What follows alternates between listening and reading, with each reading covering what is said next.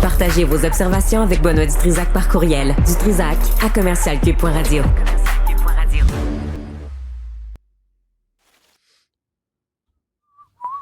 Alexandre Dubé est avec nous. Monsieur Dubé, bonjour.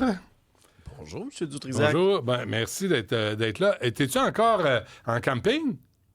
Ben non. Ah non, j'ai de l'électricité, là. Ah oui? Alors, Okay. je suis là en son, en couleur, en image. Okay, on va te trouver. Ça viendra peut-être. Ah oui, non, c'est pas grave. Du moins qu'on t'entend ta jolie voix suave. Ça, c'est la base, ça. Oui, oui. Comme l'essentiel. Voilà. Le cellulaire à l'école, c'est fini, là, à partir de cet automne. Ah, puis ça, c'est une bonne affaire. Moi, sincèrement, là, ce qui va nous être annoncé cet après-midi, là, ça a déjà commencé à fuiter dans les différents médias. Alors, je vous résume un peu. Oui. Le cellulaire qui va être interdit, non pas juste dans les classes, comme c'est le cas déjà, là, va être interdit, non pas juste dans les murs de l'école, mais même sur le terrain de l'école. Alors, on élargit ça. Ça va être confirmé à 1h30 par le ministre de l'Éducation, Bernard Drinville. Effectif, là, à la rentrée, pas dans 3 ans, là, en septembre. Ce qui est bien. Il n'y a pas moyen de brouiller les ondes? Ça On n'est pas capable de brouiller. On n'est pas capable de brouiller les ondes en prison. Oui, peut-être. T'as bien raison. On fera pas ça à l'école. J'ai rien dit. Mais Benoît, dans ce cas-ci, on l'applique, là, que ce soit au privé, au public, au primaire, au secondaire, là, c'est partout. Là. C'est dans le réseau de l'éducation. Du début jusqu'à la fin de la journée des classes. Tout le terrain de l'école aussi va être visé par cette consigne-là. C'est pas une surprise parce que c'était la recommandation numéro 1 de cette commission transpartisane pour mesurer l'impact des écrans chez les jeunes. On va avoir le rapport complet en mai. Ceci étant dit, j'espère juste là, qu'il n'y aura pas là, des empêcheurs de tourner en rond. Là. Puis là, qui vont lever la main. Là. Puis là, qui vont... Au lieu d'être proactif, là, puis essayer de ramer là, dans le même sens là, pour le bien-être des enfants, là, qui vont arriver, mais ça va être dur d'application. Puis qui vont nous arriver là, avec des 1001 problèmes. Plutôt que d'arriver avec des solutions. Hein? Il est fatigué, ton parent. Oh, pas juste les parents. Des fois, c'est pas juste les parents. Des fois, il y a du personnel aussi. L'opposition vient. Ah oui, l'opposition vient ailleurs. Puis tu sais, t'as-tu l'impression, Alex, que c'est aussi poussé par le lobby de Bell Canada qui va vouloir réinstaller des téléphones payants partout dans les écoles? Parce que là, s'il y a une urgence, c'est ça que t'entends. Mon Dieu, s'il y a une urgence, Qu'est-ce que ton enfant de 12 ans est en charge du service incendie de ta municipalité?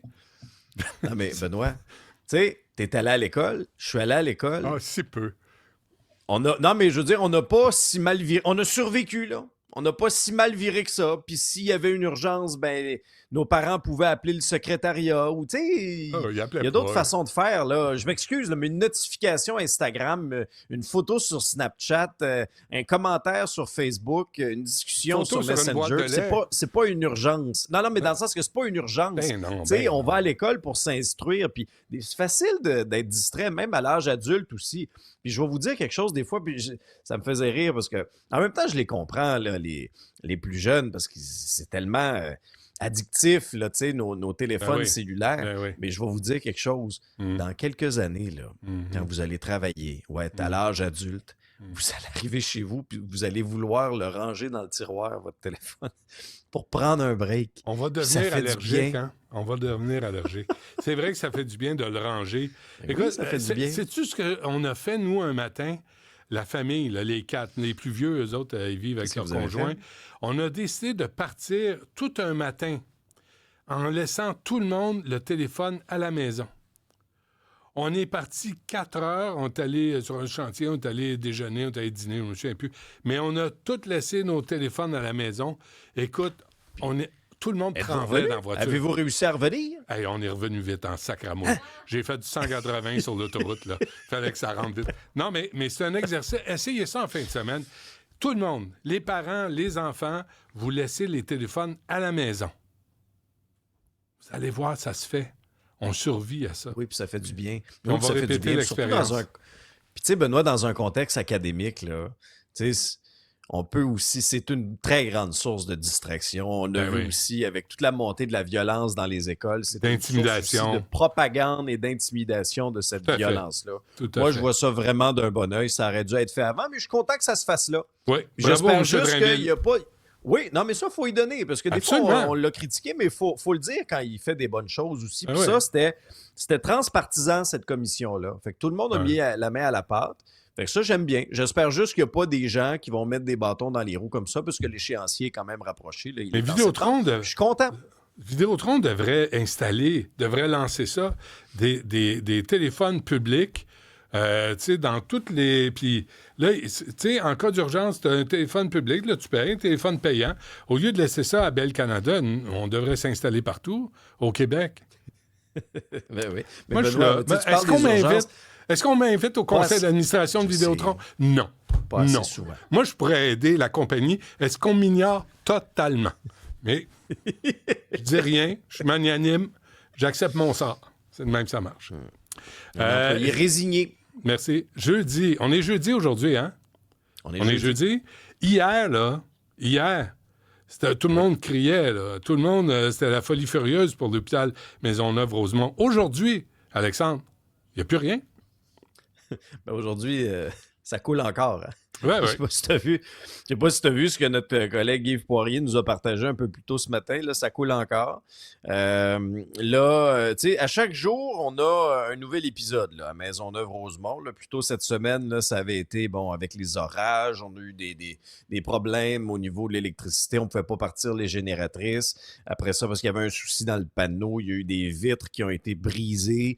Il y a eu des éclats de verre qui ont blessé du personnel. Merci. On a ici l'image de l'hôpital Maisonneuve-Rosemont. Merci. T'as pas encore fait un montage à l'intelligence artificielle, ça? C'est Ilan qui l'a fait, celle-là, mais c'était ma commande. Ah oui? Ouais, on va montrer. On n'est pas loin. Maisonneuve-Rosemont, c'est de l'intérieur. Parce que de l'extérieur, on a mis de la brique. Mais de l'intérieur, ça ressemble à ça. C'est comme un rayon X de l'hôpital Maisonneuve-Rosemont. De la brique qui tient de la cage à poules, hein, de la broche de poule, on ne l'oublie pas. Mais là aujourd'hui, ce qui est arrivé, puis c'est Yves Poirier qui nous apprenait ça, il y a une fuite d'eau dans la salle d'attente d'échographie cardiaque. Ça, c'est juste à côté des soins intensifs. C'est au 2e étage, entre les soins intensifs, les ascenseurs puis l'unité coronarienne. Puis là, une question pour toi, Alex. Avec l'eau qui tombe. Là, t'as un gros seau qui reçoit l'eau. Mais des machines d'échographie, là, ça marche à l'électricité?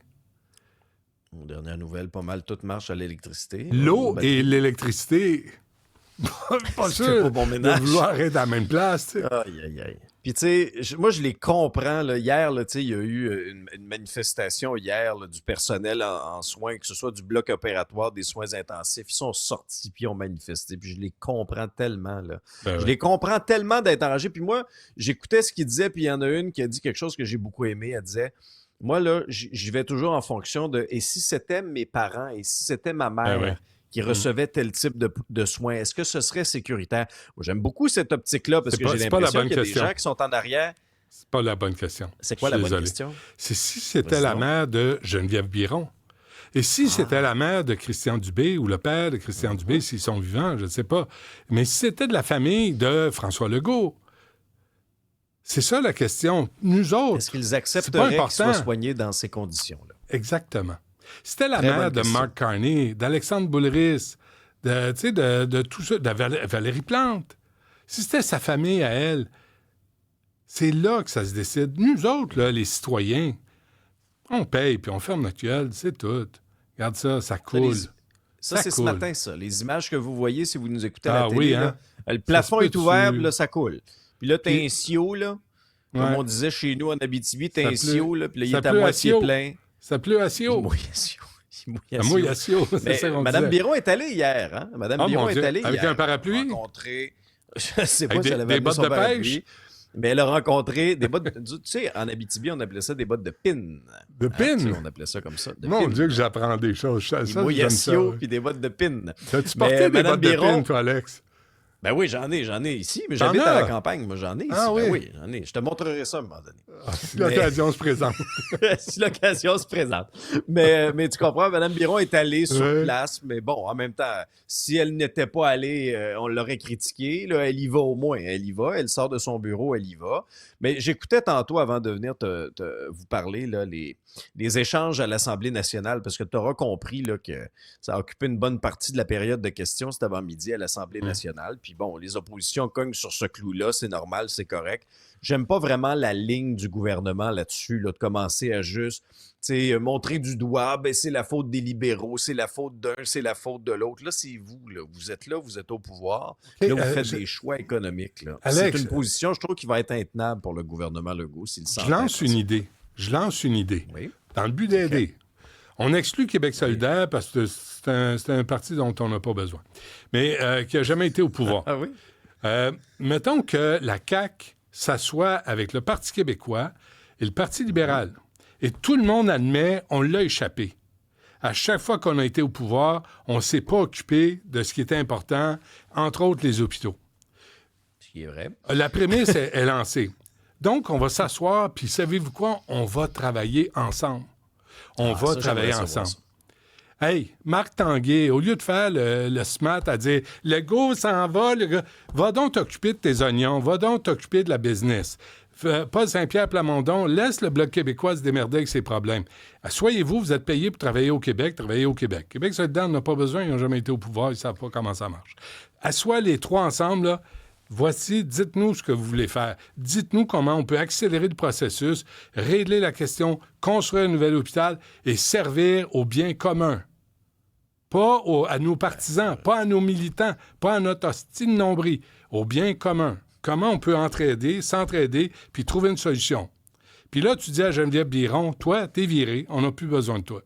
Parce que les parlementaires travaillent ensemble. L'autre, là. Ben, on paye déjà à Bergel chez eux, un demi-million. Ouais. Là, on va en payer deux. On va en payer deux chez eux. Non, mais moi, j'aime on va y faire faire des photocopies. Mais quoi que il y a sûrement quelqu'un qui pourrait passer à mop aussi à la quantité d'eau qui coule du plafond là-bas. Mais j'aime ton idée. Ce serait plus... on serait plus dans ce serait plus proactif. Là, Ce serait moins petite politique, Alex.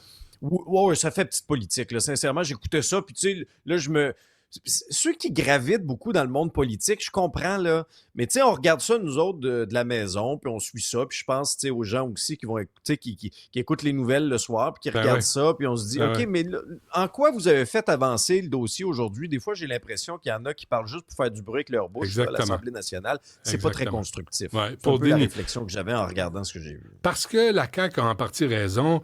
Ils héritent de toutes les infrastructures qui ont été abandonnées. Tu sais, Couillard a laissé un déficit record. Je veux bien, regarde dans quel état était le Québec.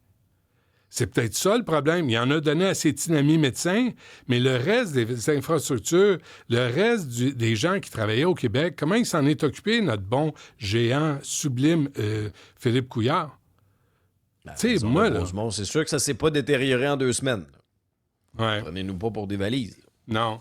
Fait que, tu sais, on peut inclure Québec solidaire parce que Marisol s'implique dans le dossier. Fait que mettez les 4 ensemble, trouvez des solutions, trouvez un échéancier, commencez les travaux. Moi, j'ai un auditeur, Alex, écoute ça, j'ai des auditeurs brillants en sacramouille, moi.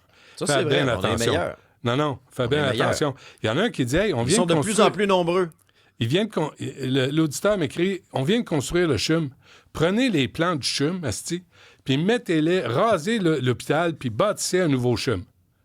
Et voilà. C'est sacrément. Ça a l'air qu'il faut commencer par le stationnement. Ça fait sourciller bien des gens, mais qui là, dit ça? On comprend qui dit ça? Non, quel coin a dit ça?